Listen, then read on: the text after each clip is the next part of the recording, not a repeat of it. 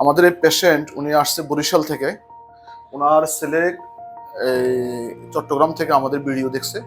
ওনার ছেলের যেন কি নাম বলছিল, মনিরুল ইসলাম। উনি ওনার মাকে পাঠাইছে। উনি দীর্ঘদিন থেকে কষ্ট পাচ্ছে, হাঁটু সোজা করতে পারে না, ওনার হাঁটুতে আসলে ডিফর্মিটি হয়ে গেছে।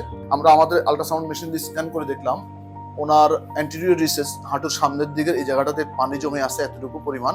আর হচ্ছে যে মিডিয়াল সাইডে ওনার এই জিনিসটা আমরা দেখতেছি, সেটা হচ্ছে যে কি যে অস্টিওপয়েডস আছে, জয়েন্ট স্পেস রিডিউস হয়ে গেছে, কমে গেছে, এবং এবং কি বলে যে মেনিস্কাল থিকিনিং আছে।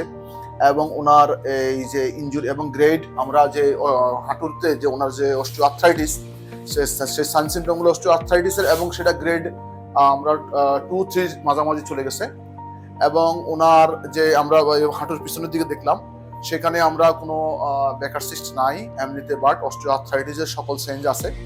ওনার পেশেন্টের যে ওনার ছেলে উনি বলছে যে স্যার আপনি আমাদের পেশেন্টের ভিডিওটা করবেন এবং আপনি আমাদেরকে সেটা দিবেন, আমাদেরকে জানাবেন।